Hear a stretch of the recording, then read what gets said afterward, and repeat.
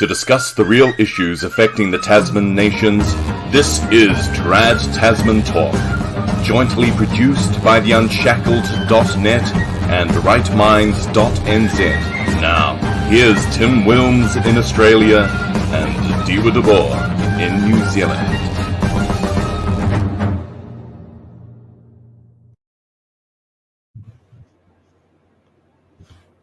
Hello, everyone, and welcome to Trad Tasman Talk for another week. It is 7:10 p.m. here in Melbourne. Yes, we are 10 minutes late, but that's because it's an action-packed news show and we're busy making sure we had everything ready to go. And it is 9 p.m., just after 9 p.m. here in Auckland, and I am Dieuwe Boer for Right Minds NZ, and we are streaming to both of the YouTube channels and I believe Tim's DLive channel as well. And it is good to see everybody in the chat already. And like Tim said, we're ready to go. I find when you do start late a live stream, it makes people stick around in anticipation. And so you end up with a larger live audience at the start than what you normally do. Certainly very helpful in this case. So let's not delay and go for it. Well, you're out of lockdown again in Auckland. That's right. We were locked down for a whole week due to 0 new cases. So we spent 7 days getting 0 cases. And then we did get a few extra cases after we returned to level 2, one of them being an Air New Zealand worker who was just vaccinated last week and tested positive this morning. Well, maybe they got it before the vaccine. Well, the story is that the vaccine it takes 2 weeks before it works. So they would, they were vaccinated, they then got it, and but that's okay because it takes 2 weeks. Yeah, which is as long as it takes to get COVID. Well, over here in Victoria today, we saw the fall of Daniel Andrews, which I know a lot of Victorians have been praying for quite a while. So this is a statement that he released this afternoon. Early this morning, I was admitted to hospital after slipping and falling on wet and slippery stairs. A CT scan has revealed several broken ribs and vertebrae damage, and subsequent medical advice is recommended to remain in intensive care for the next few days. Kath, the kids, and I are extremely grateful to Ambulance Victoria paramedics who showed such care and kindness to our family this morning, as we are to the clinicians who have taken care of me today. A warm and sincere thanks go to the many family members, friends, colleagues, and Victorians who have sent messages of love and support throughout the day. There's also been a lot of other comments made as well. Thank you. I hope to be able to provide a further update this week. James Merlino will serve as acting premier while I recover over the next. Our family's privacy is respected. Now, he's not the first dictator to suffer a fall. In the early 2000s, Fidel Castro, he fell while on stage and broke his arm.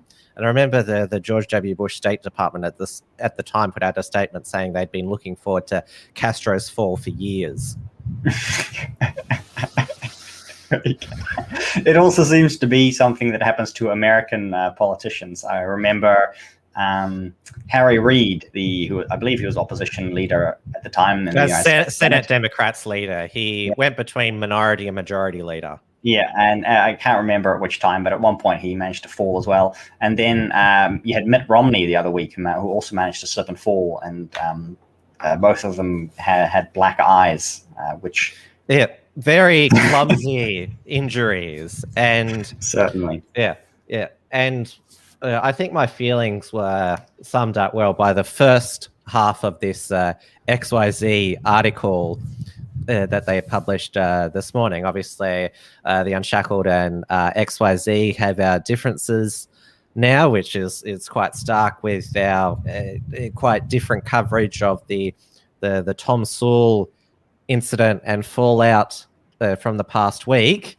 So this is what David Hiscott, their editor, wrote. The XYZ is pleased to announce that Victorian dictator Daniel Andrews has fallen down the stairs. Apparently he was at home while preparing to go to work. He's been taken to hospital for scans as precautions. The XYZ has been unable to confirm whether or not it was an assassination attempt or whether he merely tripped over his massive floppy dick ears, but we have obtained hilarious footage of the incident.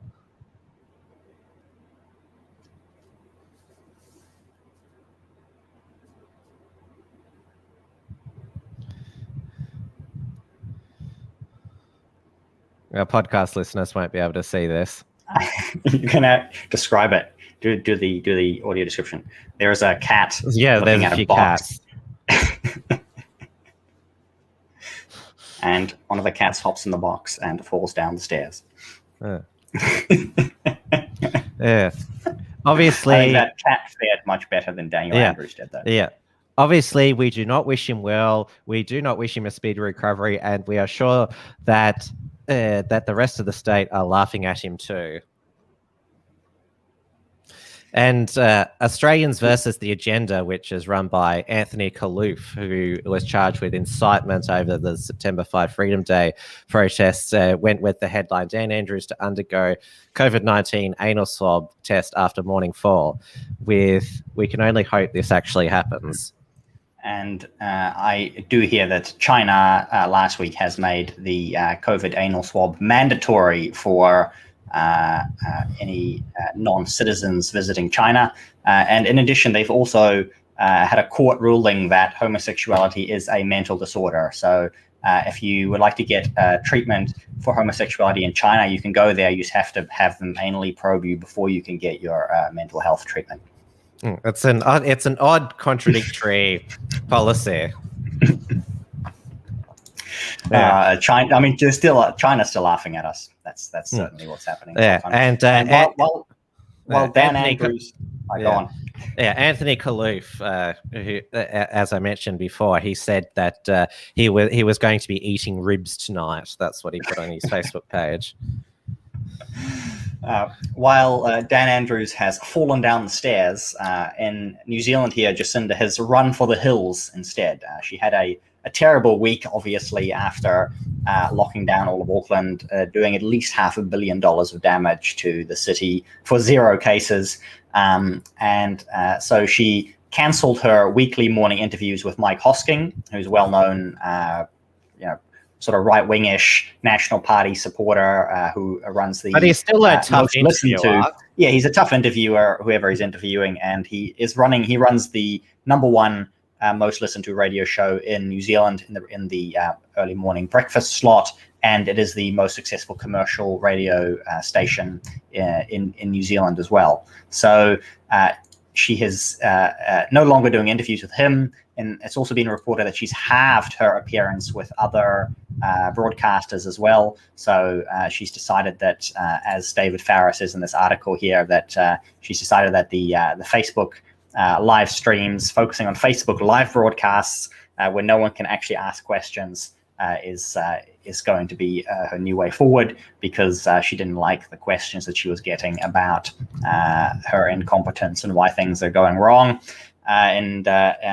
What was slightly hilarious, we speculated last week about whether or not this KFC worker that she had blamed for not isolating actually had to isolate. You had the Unite Against COVID-19 Facebook page comment saying that was the case. The KFC worker had not been asked to isolate. It wasn't necessary for the family of casual plus contacts to isolate. And that Facebook page is run by the Office of the Prime Minister. And Mike Hosking, certainly by our standards, Mike Hosking is sort of he's like a centrist liberal, but certainly to the left, he's viewed as the devil incarnate. Probably the best Australian comparison to him is Neil Mitchell, who hosts mornings on 3AW Melbourne. He's known as a tough interviewer. He probably leans more right. He's well known for his gotcha questions with politicians, which is why Dan Andrews hasn't gone on his program for, I think, nearly a whole year. And we shall see if Jacinda wants back on the radio in an election year, although, the media is starting to turn. And when, if the media create you, then they certainly will be able to break you. So that's something she certainly needs to be very, very cautious of. We shall see. In addition, New Zealand has also announced that we have gone all in on the Pfizer vaccine. So you were speculating recently about the different vaccines you might get to choose in Australia. We will only have the Pfizer vaccine. The government has bought however many, 10 million doses, something along those lines, enough for everyone, they say, voluntarily, of course. And that's going to be it. Jacinda has still not taken the COVID vaccine. I've sent you we had the federal health minister, Greg Hunt, take the AstraZeneca vaccine on the weekend with former Prime Minister Julie Gillard. And we've just had some breaking news that Greg Hunt has been admitted to hospital with a suspected infection just a few days after taking the vaccine. But certainly, I've got the clip here if you can play it. She was doing an interview with the AM show, Duncan Garner, who's probably one of the other hard-hitting. Is this the 12-minute one? Yes, but if you can skip 6 minutes ahead and just play about 30 seconds of it, then we're pretty good. And I see a comment here about Mike Hosking, again, since we're talking about radio hosts, from Dr. Foster, slightly right to left of center. That's Mark Stein's old line, one of my favorites too. And Duncan Garner in some ways is similar. Here we go here. I can't hear it. Is it muted? I certainly can't hear it. Can our audience hear it?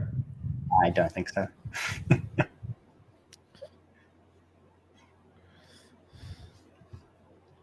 Can you, is there, oh well, I'll have to talk about it instead if we can't get it to work. But basically she's asked if she's willing to take the he asked her, is she going to take the vaccine? You haven't taken the vaccine yet, have you? And she can't hear it. Exactly. So she then says, "Oh no, I haven't yet scheduled that in. I haven't yet planned. I'm going to take it some time. I don't know exactly when." And he keeps prodding, keeps asking, and she says, "Well, I'm not one of the people at immediate risk. I'm not one of the people at risk of COVID. There's a small number of people at risk, and we need to get them vaccinated first. And I'll get scheduled in when everyone." It's rolled out to the general population in the middle of the year. So, So a very reluctant, half-hearted answer from the Prime Minister there about getting vaccinated. Well, the blue drips on Australian Twitter, as they're known, the Australian left on Twitter, their accounts are identified by these blue drips. They were praising Jacinda for buying so much of the Pfizer vaccine because they're Pfizer fiends and also love Jacinda. Of course, they omitted the fact that they're not going to become available until the second half of the year. And I call them Pfizer fiends is because they believe that this is the best vaccine ever, and that the Morrison government has sold Australia short with the AstraZeneca one, doing a dodgy deal with CSL to manufacture it here, which to me, they're the real underminers of Australia's vaccine program, because we're 50 million of the AstraZeneca, most of them produced here in Melbourne. So they're always accusing people such as us of undermining the vaccination program. Well, they're saying that, we're being sold a dud vaccine, it's not going to protect us. Isn't that undermining the vaccination program? Mm-hmm. And we are getting a lot of they're starting to push a lot of the propaganda now, after the sustained propaganda after it's been revealed that at least a third of New Zealand is wanting to wait and see, with at least obviously at least 10% will straight up not interested and would decline, but there's an additional 20 to 30% that they're very worried about might slip through if they can't push if they can't push enough sustained propaganda through to the masses. Yes, it went viral with the clip that we played of Jacinda hot off the presses last week's gone viral all throughout the Australian social media amongst the freedom and anti-lockdown community. And obviously we're in, I think we're still in, phase 1A of our vaccination program, but already this is from the News Corp Australia network. A small number of aged care residents died in the days after they received their COVID-19 vaccination, but the deaths were not included in the government's first official adverse event report. The government is denying the secrecy surrounding the deaths is a cover-up. There is no evidence the Pfizer vaccine caused the deaths. It is important to note that around 1,000 residential aged care residents every week die under normal circumstances, whatever that means. Imagine if they ran this with replacing Pfizer vaccine with COVID instead. Yeah. Well, under normal circumstances, 1,000 aged care, people in there, which is obviously the case, right? And it's the exact same excuse they're using now for COVID, which is to say, oh, well, these people died and they must have died of COVID. And it's like, well, that's correlation does not equal causation. But now suddenly, they agree that correlation does not equal causation. So it's turning into a very large scale, I would say, statistical sleight of hand to be generous or outright scam to probably be closer to the truth. So obviously, this is a breaking story with Greg Hunt going to hospital. It seems like at the moment that the healthcare system is overwhelmed with politicians who are suddenly falling ill, because in Victoria we have the police minister, also Minister for Emergency Services, and COVID hotel quarantine, Lisa Neville, taking 3 months off because she's recovering from the effects of Crohn's disease. She's been suffering from it for the past 32 years, but lately it's the worst that she's ever been.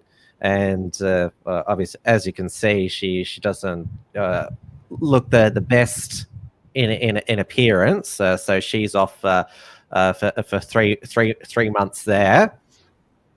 And we also have, and we'll get into this later, Federal Defence Minister Linda Reynolds has extended her medical leave by 3 weeks on the advice of her cardiologist for a heart condition, which came about after the Brittany Higgins rape allegation came about, which is alleged to have occurred in Linda Reynolds' office, and there's been further developments on that front, and also in the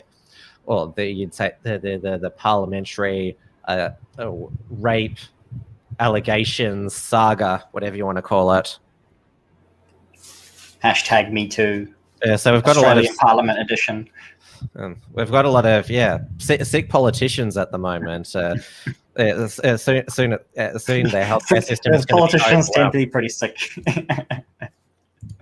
They certainly do. And last week I was talking about our strange coincidences with the way that our lockdowns are scheduled, specifically to avoid the big gay out and various other pride parades, and to coincide with all of these events. I believe there's just been a confirmation of that in Australia over the past week. My theory that the science is seems to be a little bit gay seems to be a hypothesis that is on the verge of being proven correct.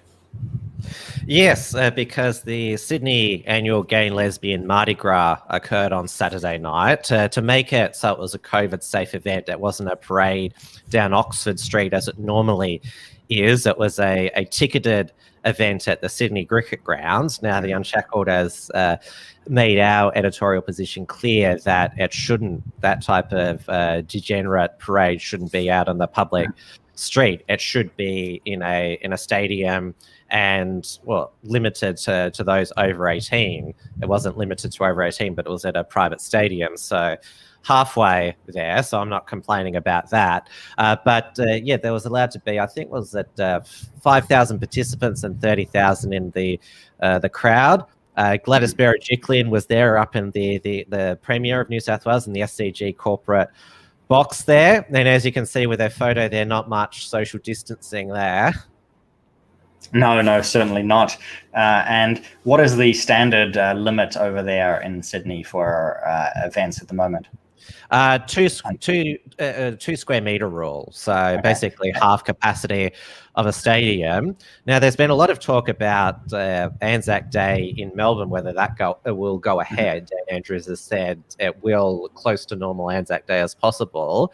But Gladys, with regards to Sydney's Anzac Day, has to date wanted a very somber, limited Anzac Day, but she has buckled today. Anzac Day march capacity increased to 5,000 after there's some good news for the day. Yeah, reached an agreement with the New South Wales government and police to increase the number of people able to attend.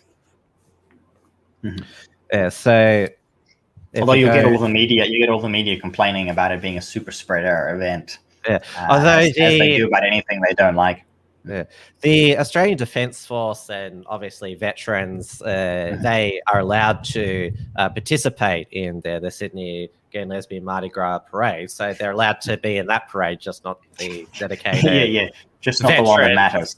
Exactly. Yes. Yeah. Not the important one. That's certainly the case. Yeah. And it was Women's Day.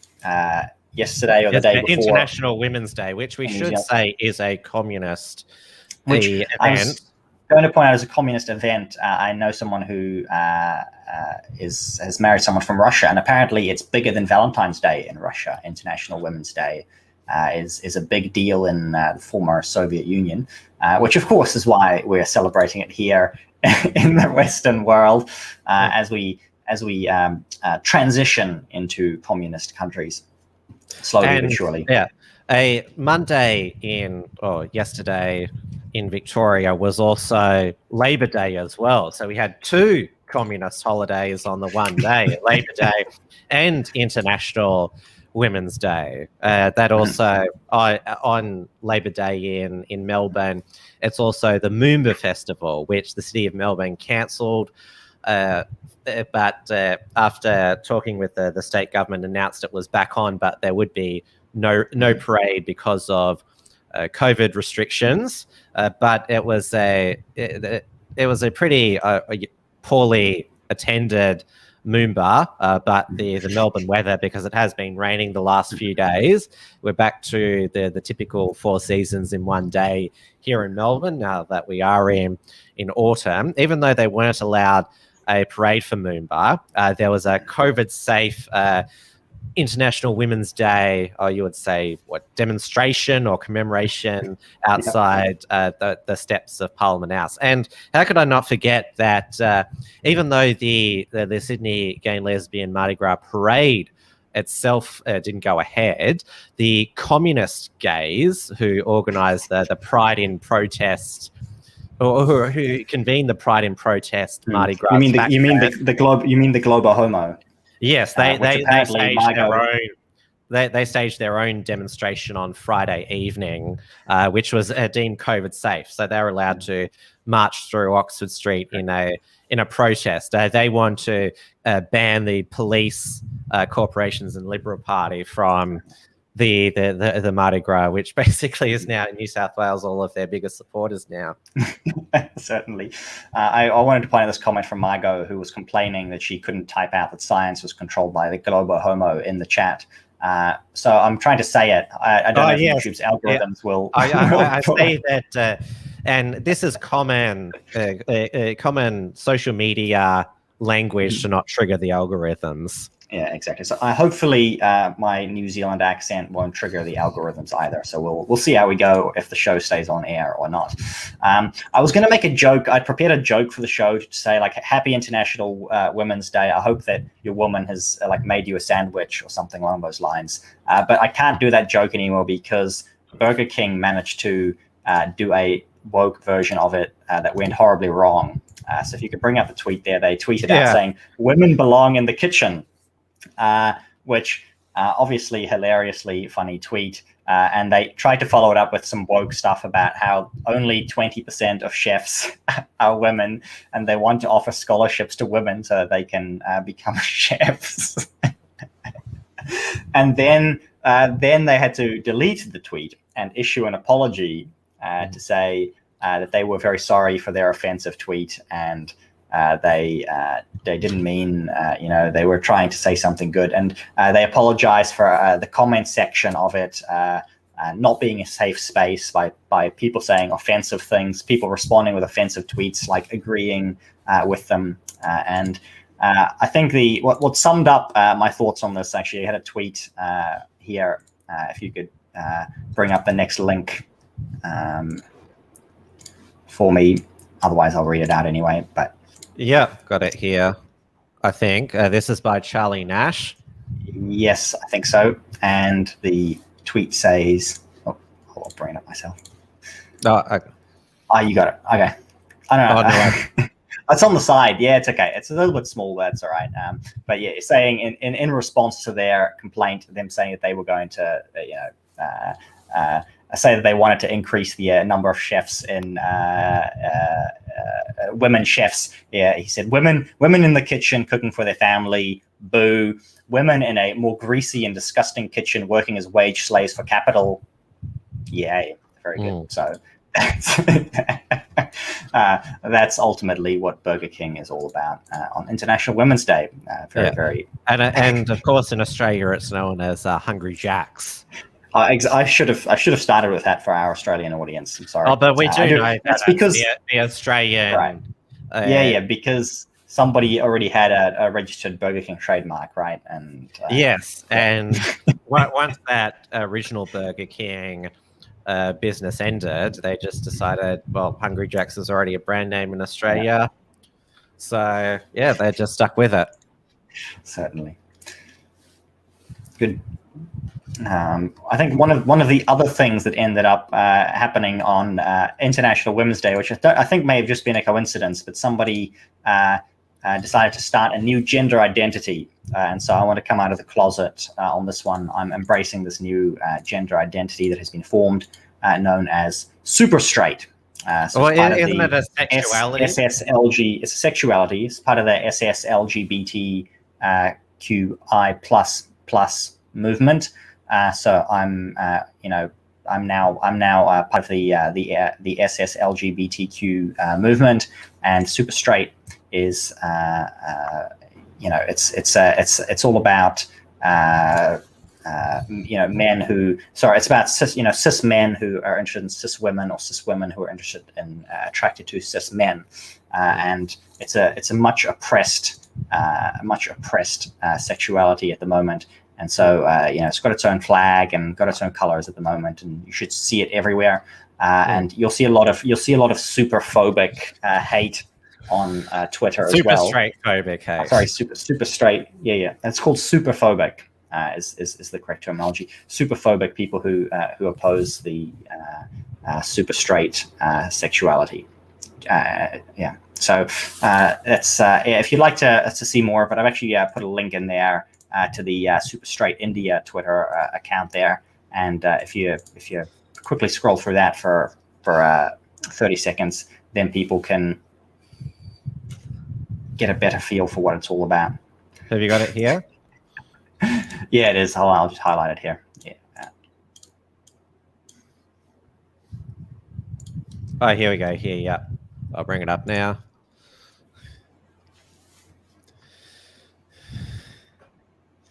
Yes, it is the Indian. I didn't know there were chapters. Yeah, there are different chapters. So this is the Indian chapter. Seeing a lot of super straight hatred on the timeline. To all of you super straight people reading this, you are valid. beautiful, precious, powerful, fierce, amazing, talented, compassionate, real, and most important of all, remember that you are brave. Say no to superphobia. And of course, you can scroll down and see a few of the memes. People who are people who are super straight, also referred to as supersexuals. So it's got a flag too. There's a lot of bigots who hate it though. And a few Twitter accounts have actually been suspended for violating Twitter's terms of service in saying violent things towards members of this new sexuality. So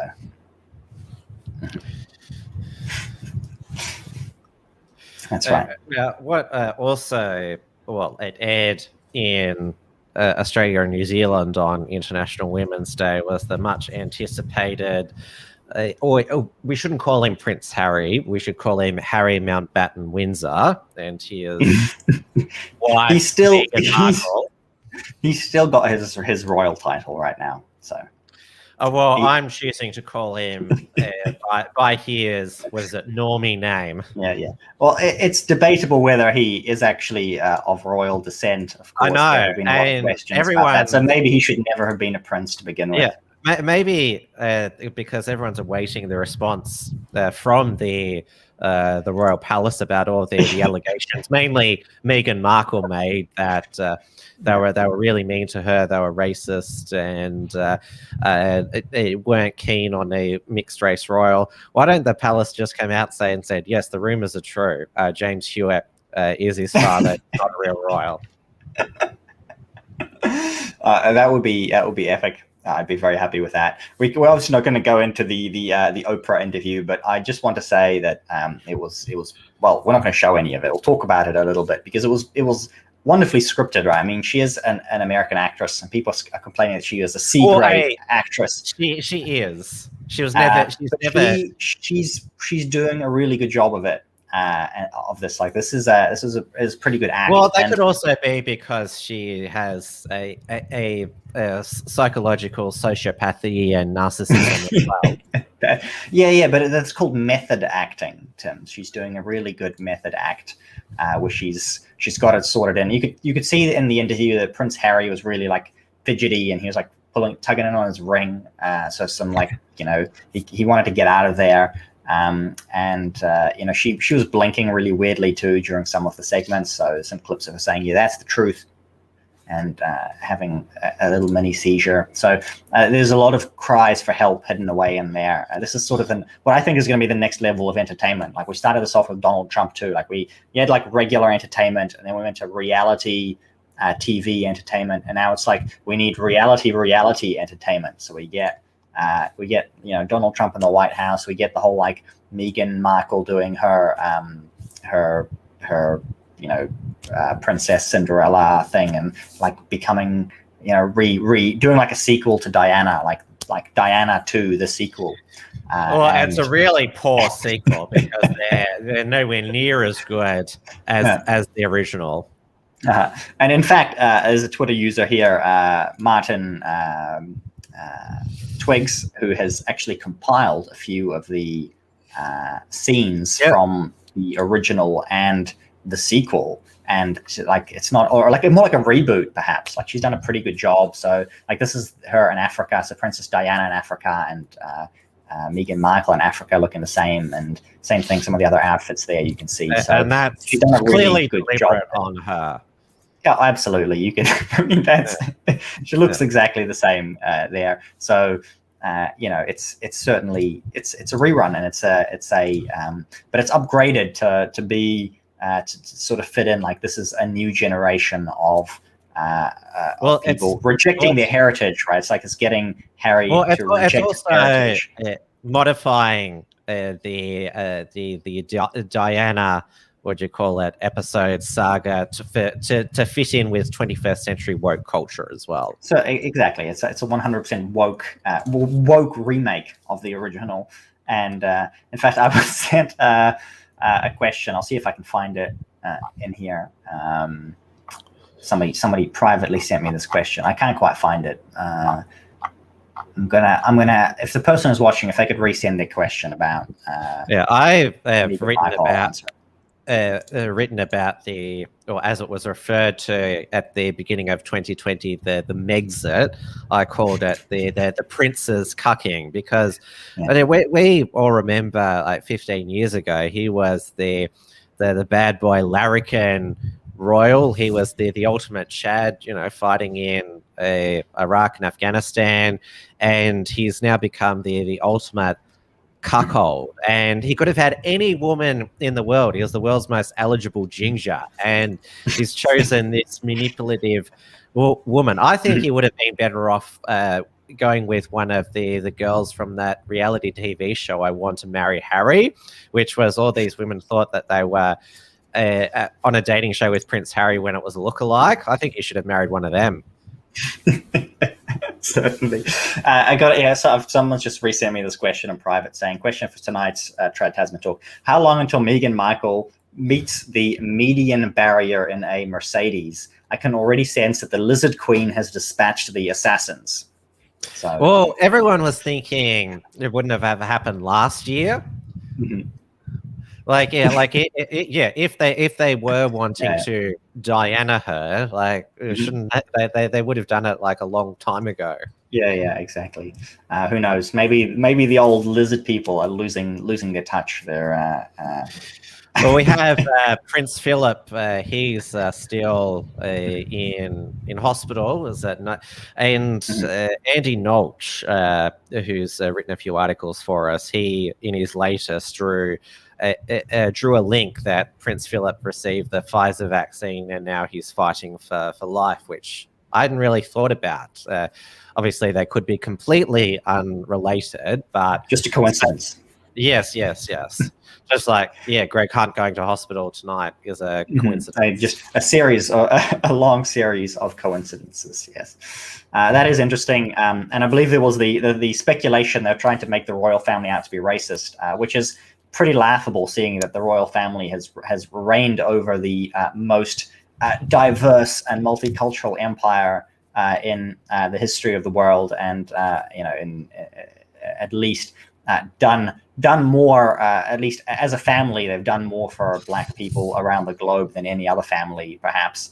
And of course, Meghan Markle herself, not actually, she's, if you look at her, she's like whiter than I am with a tan, in the summer. Nobody would.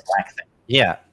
Nobody would, if they see her, nobody would, register. She looks a bit Spanish. That's about it. Mm-hmm. Yes, and it was the identitarians, identity politics left, who all made the big deal that she was half Black. But I think and of course their son is white as white can be, I believe. Yes, he's got ginger hair. Yeah, ginger. He got the ginger genetics. There you go. Ginger supremacy. The superiority of the ginger genes coming through. Yeah. I think the historical precedent still stands that members of the British royal family should not marry American divorcees. No, well, that's certainly the case. But it's like I said, it's a rerun, right? So they're trying to keep trying to work in. Although Diana was pure. Tropes. Yeah, but they're trying to work in some tropes, from the past. What a bizarre, strange story. And I believe it was Mike Stein who commented on this, saying that this was basically things to obsess. That was this. I'll read out his title. He's saying things to obsess about until they nuke us. And this was one of the things that he had featured in there, saying this is what we've been reduced to. You've got it open there, basically highlighting, as you can see in that cartoon there, he's mixed in a few of the recent crazy stories of the week, but I'm not going to go into this in any depth, but it's essentially the case of this just being absolutely one of the absolutely insane stories of the week that we're talking about right now. But the reason is because it just goes to show how absolutely bizarre things are, and that we have there's very little culture left other than some just absolute bizarre propaganda stories. Well, speaking of bizarre, Australian politics, you'd say, got even more, you would say, bizarre, surreal, insane. We spoke about on Trad Tasman Talk last week that there was an historic allegation against a historic rape allegation against a sitting cabinet minister, and that he would reveal his identity on Wednesday. It was revealed to be Christian Porter, the federal attorney general. He gave a press conference on Wednesday from his home town of Perth to emphatically deny the allegation, and said that it just didn't happen because he was when this alleged rape was supposed to occur was when he was 17. The alleged victim was 16. They were at the National Debating Championships in Sydney. The woman who is known just as Kate, she took her own life in the middle of last year after going through mental health facilities in Melbourne and Sydney during the COVID pandemic. She took her own life in Adelaide after returning from Melbourne. The statement that she penned detailing the allegation against Christian Porter, that's not an official police statement or an affidavit. It's simply something that she wrote. Now, this statement was released, it was reported on by the ABC's Louise Milligan, who aired a Four Corners episode late last year detailing the, you would say, chauvinist, womanizing history of Christian Porter, and also the fact that Alan Tudge, also a federal cabinet minister, had an consensual affair with a staffer. And so Four Corners last night on International Women's Day aired, a sequel, you would say, saying that we wanted to bring you this allegation story last year, but we couldn't for legal reasons, and interviewed Kate's friends. But despite now obviously the Twitter feminists left the blue drops because he's a liberal conservative federal minister. He must be guilty. There must be an independent inquiry, aka kangaroo court, to assess whether he's a fit and proper person to be Attorney General, even though the complainant is dead. New South Wales Police have said there's no case to answer. They've closed the allegation, but yeah, they still want a way to basically disqualify him somehow and find him guilty through their own means, but they don't want the same independent inquiry kangaroo court for Bill Shorten, who was cleared of historical rape allegations in 2014, the former Labor opposition leader, even though his accuser, Kathy Sheriff, is still very much alive, and she still wants the matter reinvestigated. Victoria Police decided in 2014 that there was no case to answer. So the double standards are on complete display, and Christian Porter looked a broken man when he fronted the press conference, and he said that he's not going to resign because he doesn't want a precedent set that someone can lose their career, their life's work because of an allegation. That sort of sounded like he does want to walk away, but he just doesn't want to set that precedent. He's got the backing of the Morrison government. And this happened to plenty of others. You know, the precedent exists in that, very often men don't recover from these allegations at all, even if they're later completely proven to be false, let alone, as said in this case, just hanging there. That's damaging and dangerous enough. So interesting, at least, hopefully he holds in this case, assuming there are no further details. Well, he's taking a few weeks mental health leave, again, contributing to their politician hospital ward. Hospitalization, right, yeah. And I mean, it's certainly a smart thing to do, and leave it, the news cycle will move on. If you can survive the onslaught, usually the news cycle will move on. Well, then later in the week, it was revealed, going back to, I mentioned that Linda Reynolds has taken a further 3 weeks leave because it was leaked to the media that in a private office, she called a alleged rape victim, Brittany Higgins, a lying cow not in regard to the allegation, but in regard to her claim that she hadn't been offered enough support from Linda Reynolds and the Morrison government. Now, obviously, one of her staffers probably leaked that, and then an extraordinary thing happened that Brittany Higgins engaged Sarah Hanson-Young's defamation lawyer, who successfully sued David Linehelm, threatening to sue Linda Reynolds over the comment unless there was a public apology. Which it seems kind of weird that you'd sue someone for defamation for a comment they thought would remain private and then was leaked to the media.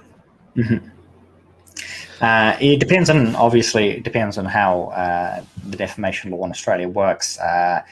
Whether or not, obviously, who it was intended for sometimes that doesn't matter depending on how public it ends up being. So, yeah, it doesn't sound like a nice thing to do, but I suspect something that will return to the show in months or years whenever it becomes relevant again. And of course, the media narrative is always that the conservative centre-right side has the problem with women. Well, they can make the case easier in Australia because the Liberal Party has less female MPs, but it tends to be those who accuse political parties of sexism, gender discrimination, tend to be the women whose careers didn't go as well as they hoped, or they didn't realise their ambition. And former federal deputy Liberal leader Julie Bishop and foreign minister, she has played the feminist card since she only got 11 votes in the 2018 leadership spill, even though before then she had no time for feminism. And on International Women's Day, she decided to go on ABC 7:30 an hour before the Four Corners episode to confirm this rumor about a supposed liberal men's club.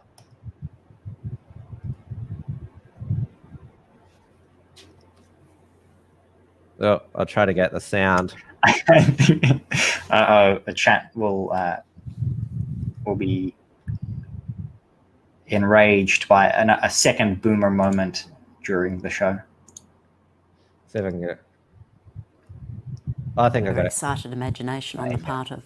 Oh, here we go. Here.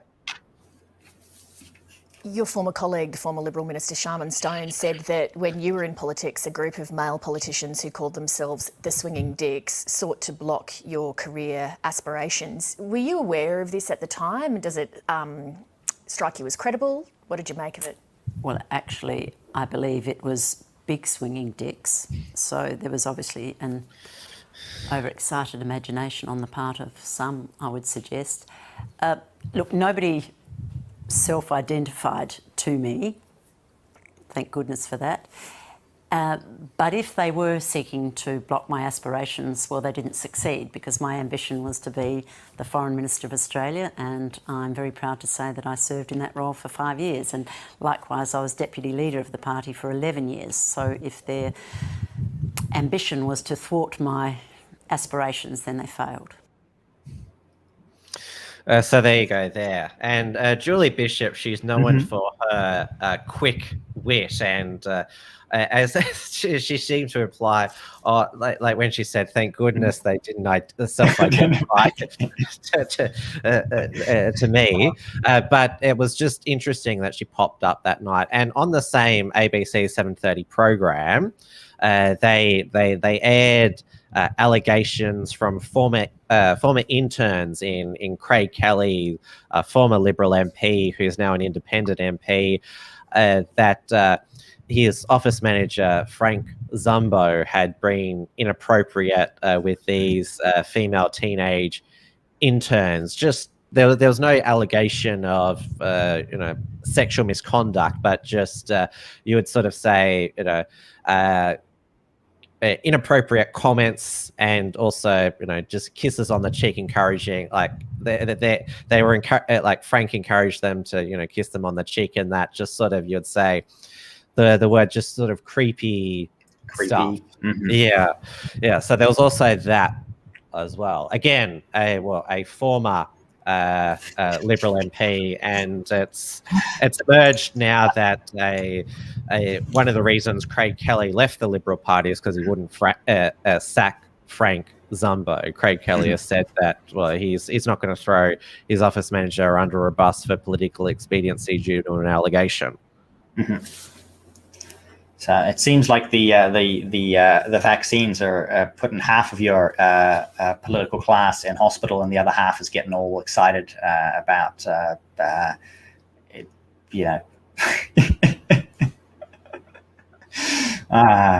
what strange side effects. I think these may be unlisted. Now, even though our ABC in Australia, they're quite keen on airing MeToo allegations, they don't want their on-air presenters, to use the term pedophiles. Or to refer to them as predators, I believe. Yes. Reading this is from Family First in New Zealand reporting on this. It was a big story. It was a big story here, and I suspect internationally. Yeah, so here it is here.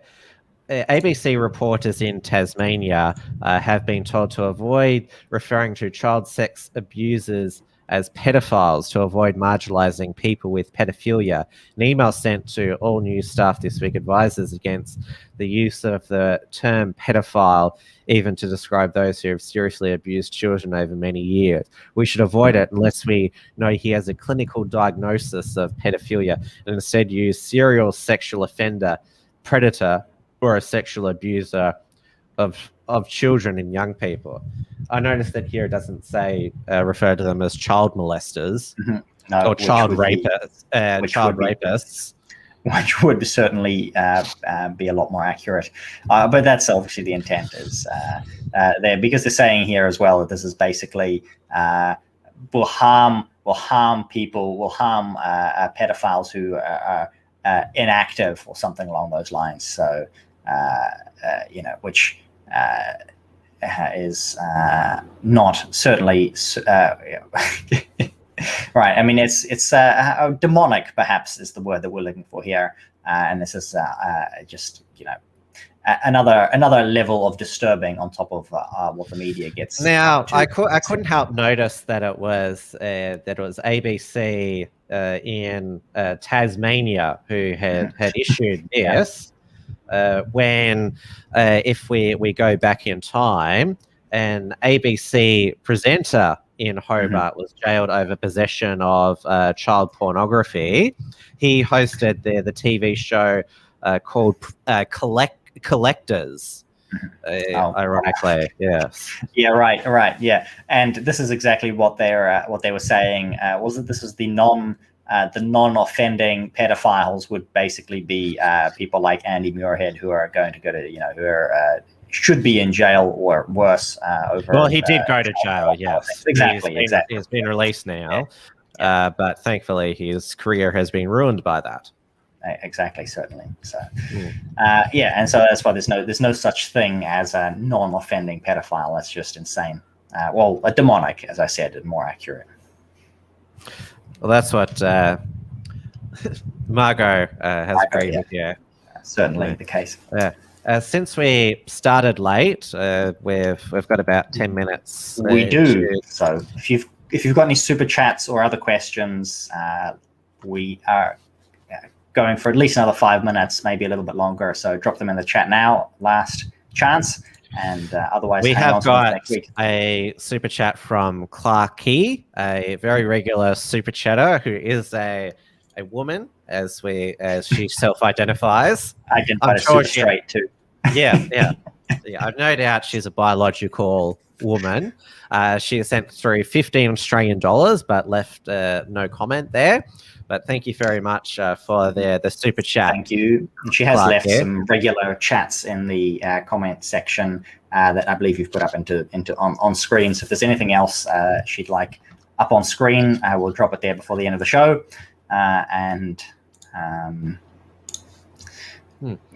I was wanting to mention also, because I haven't addressed it on any Unshackled Productions recently, but we have our, pandemic support fiscal cliff coming at the end of March with the JobKeeper program ending. So all those zombie jobs, as they're known, people are still technically employed because they're on JobKeeper will end, and also the enhanced, or you'd say, or doubled dole, the job seeker payment will end. It'll go back to New Start, but the Morrison government has increased it by $50 a fortnight because there had been pressure to keep some permanent increase, but obviously not so it was discourage work. But we still have we have lots of people unemployed, but we also have we're told that there's a pending shortage of fruit, or fruit prices are about to go up because they can't get the migrant labour to pick fruit. So because obviously the international travel, international borders are closed. So of course we have this paradox now where more Australians unemployed, but we have these vacant jobs. Yeah. And we had this in New Zealand as well. We talked about this on the show a few months ago. Empty fruit, empty fruit. I was going to say fruit going to waste in orchards that were not empty, but where they couldn't get enough workers to pick the fruit, or apparently not at the cheap immigrant labour. So I think Australia is heading into a similar situation. And while our wage subsidy came to an end last year, it gets reactivated every time we do another lockdown. So due to the week-long lockdown in Auckland, the wage subsidy is available again throughout New Zealand for any businesses that have had a 30% revenue drop in the past month. So it's likely something that we will see happen time and time again, where these businesses have to take a massive hit when the Prime Minister decides to shut down the city. And in addition, these kinds of policies are doing wonders for the New Zealand's housing market. We had house inflation hit $20,000 in the month of February, and higher in other places. So for Auckland, during the month of February, it was $30,000. So if you own a house in Auckland, you're making $1,000 a day. Well, the government is inflating the money supply by $1,000 a day on your behalf, and it's only going to get crazier from there. So this is just the beginning. We've seen inflation in milk prices as well. Or the exporters are happy, the farmers are happy. Their milk prices are going up, but milk prices going up means the price of dairy goes up. Your milk, your cheese, all of it starts to get more expensive. And once inflation hits food, that's when things will go truly ballistic.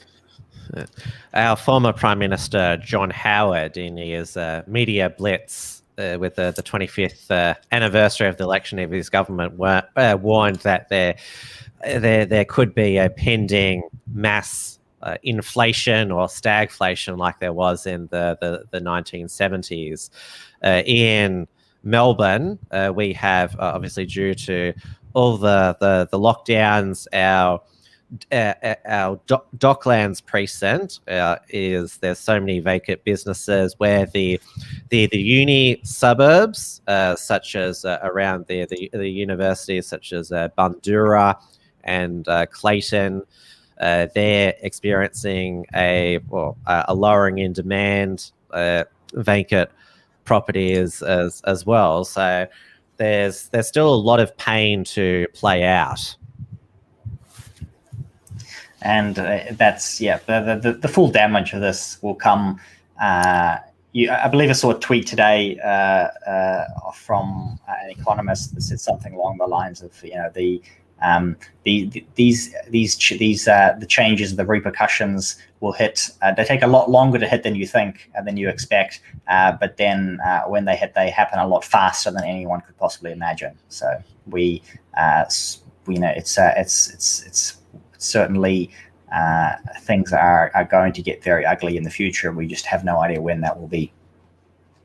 Now, next Monday, the 15th of March, is the 2-year anniversary of the Christchurch massacre at the mosque there, where 51 people were murdered by Australian Brenton Tarrant. And so obviously with the anniversary approaching, authorities especially in New Zealand, are on high alert, and they have charged, authorities over in Christchurch charged a 27-year-old man after he allegedly made a series of online posts threatening a terror attack in Christchurch involving car bombs on March 15th. Members of the armed offenders squad raided properties at St Albans and Linwood, which are suburbs of Christchurch, that shortly before 6 p.m. on Thursday, 2 men were arrested. So police later confirmed that a 27-year-old man had been charged with threatening to kill. Further charges against the man were being considered, police said. And I don't believe there have been further developments on this that I've seen since then, so not much. He posted them on 4chan. Except that they were posted on 4chan, so it's hard to see how serious this may have been. Usually serious terror threats, at least these days, would not be posted on 4chan because, well, that's where everybody's looking. You'd think it's possibly going to be a case of not having the means to carry it out. Obviously, whatever happens, the police will rightly throw the book at him, and having these retards on 4chan doing this stuff is very, very damaging to New Zealand, and obviously people who've been hurt by this. We'll see what if we get more details in the coming weeks, but it's certainly just very, very sad. And an update on the fallout from Tom Sewell's trip with Jacob Hergenett to Channel 9 last Monday, which ended up with Tom Sewell punching a Afro-Caribbean security guard outside Channel 9, who he alleged touched Jacob Hergenett, who was the cameraman, on the throat. ACA, they did interview Tom on the Tuesday and aired portions of that interview on their Tuesday night program. So ACA, being a tabloid current affairs show, got another story from their Monday story on the National Socialist Network and Tom. So a current affair hasn't changed all these years later. They decided that they would milk the assault of one of their employees for another story on the Tuesday. Tom Sewell has now been charged with, I think it's assault and affray. He's been bailed and will appear at the Melbourne Magistrates Court in July, and also the Victorian Counter-Terrorism Command raided a place where a lot of the National Socialist Network guys live as well. So that's an update on that story that we covered last week. Mm-hmm. Well, as expected, I guess. Nothing surprising about that outcome, which is precisely what we were predicting, and they will get what they deserve. So. He's still posting Tom Sewell on his Telegram channel, so as the NSN. Telegram hasn't taken any action against them. In fact, their following has doubled since then. Probably a lot of them are probably authorities, exactly, academics and journalists following his accounts there. And Blair Cottrell, who worked with Tom during the United Patriots Front days, posted his thoughts on his Odyssey channel about what he called neo-Nazi cosplay and skinhead Hollywood cultural appropriation. I think I've mentioned already, Blair started up a Odyssey channel, which I know is a video hosting platform that you've been promoting, and which I've. Yeah, it's fairly new, and it's really taken off. So, like I said, it started off mostly out of interest in cryptocurrency channels, and seems to be gaining traction very, very quickly. That's certainly a platform that I see going well as an alternative or a replacement for YouTube, as a good successor if they can get their performance scaling up, if they can get their live streams working. Yeah, which is the key. Yeah, which is really the key. That's what's going to make or break any kind of alternative. Because BitChute, it's pretty much broken now. I haven't been able to upload anything for a while. There is no such issues at the moment with Odyssey. Still, a lot of people who've been banned from YouTube and other social media are going to Rumble. A lot of the MAGA supporters are on that, and also Rumble's very political. Basically, it's almost 100% political content at this point, whereas Odyssey is actually got like interesting non-political content. The 99% Unite leaders, the anti-lockdown, pro-freedom activists Fanos Paniides and Rafael Fernandez, they've got permissucked from Facebook and Instagram, so they've opened up Rumble channels and also Telegram channels and chats there as well. Good, cancel everyone. Yeah. I'm a supporter of cancel culture now. It's good. Let's cancel everybody. I see some comments here from sorry. More people that are cancelled, the more they migrate to these other platforms. Exactly, and that's really it. Right? They just need to cancel more people. That's all we really need. And Origin says here, was it the going back to the NSN? Yes, so now I know all about the NSN thanks to the media blitz, et cetera, et cetera. The assault incident was completely generated by the media. They have to have a baddie, and that was something I mentioned last week. Basically, this is the business as usual, right? It's a mutual parasitic relationship, and the media gets their clicks, they get their money, and the neo-Nazi cosplayers get all the attention, and whatever they get what they're after, right? Everybody's happy at the end. Well, I don't know if they're happy to be in prison at the end of it, but they'll be happy up until that point. Yes, they've certainly got, as I said, Tom Sewell and the NSN on Telegram have got a sugar hit, you would call it. Yeah, that's it, right? It's like, don't do drugs, kids. Don't do drugs. All right. We covered everything, I think, succinctly and magnificently. Towards the end of the show, tongue twisted.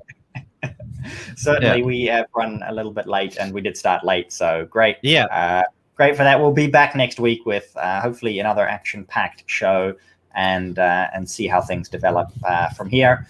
As we have already mentioned, you can find me on Telegram, on Gab, on Odyssey. That's where I. And obviously on the Right Minds NZ website. That's it. Not doing anything else. Yeah, same here. Myself and the Unshackled are on Gab, Telegram, working on Odyssey channels at the moment. And of course, the unshackled.net has all our articles and Unshackled Productions archive. There was, as I posted last night, was no brawler on the brain because both myself and Jared were sick with non-COVID related illnesses. Because as we you took the vaccine in secret, didn't you? No, that's fake news. All right. Well, good night, and we'll see you all next week. Stay safe, stay free, don't get locked down again. Yep, and stay healthy. Get your vitamins, go out and go for a jog, do some lifting, go get out on your bike. Yep, agreed. Good night, everyone. Thanks for tuning in to this week's edition of Trad Tasman Talk.